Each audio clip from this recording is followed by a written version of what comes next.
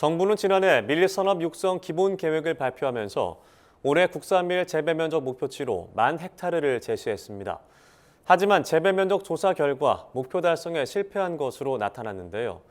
보리 농가들의 밀 전환 부진이 가장 큰 이유로 꼽힙니다. 자세한 내용 손현진 기자가 전해드립니다. 정부가 추진하는 국산밀 육성 기본 계획이 시행 첫 해부터 성과가 저조한 것으로 나타났습니다.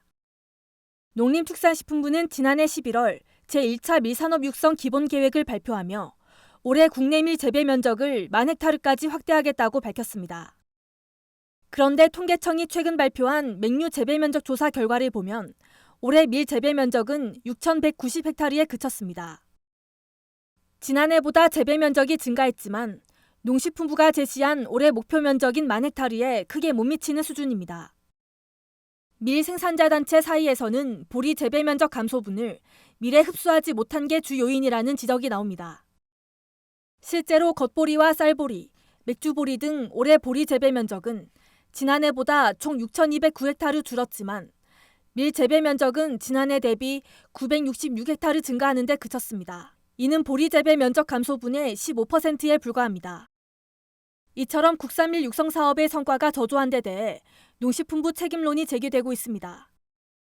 과잉 생산되고 있는 타맥류 재배 면적을 밀로 전환한다는 게 농식품부의 방침이었지만 정작 보리 농가들의 밀 재배 전환에는 소홀했다는 겁니다. 보리 재배 면적이 밀로 이동해 올 것이다. 이렇게 얘기를 하고 있죠, 정부가. 근데 안 왔잖아요. 올 수 있는 여건이 안 된다는 얘기죠. 밀이 판로도 정확지 않고 밀 심을 동기들이 농가들한테 충분히 제공되지 못했다는 얘기죠. 영농 현장의 농민들 사이에서는 국산밀 생산 증대를 이끌어줄 구체적인 소비 대책이 필요하다는 목소리가 이어지고 있습니다. 또 수입 밀에 비해 3배 이상 비싼 국산밀 가격을 안정시키기 위해서는 공익형 직불제 등을 활용해 생산 가격을 보전해주는 방안도 필요하다는 요구가 나옵니다.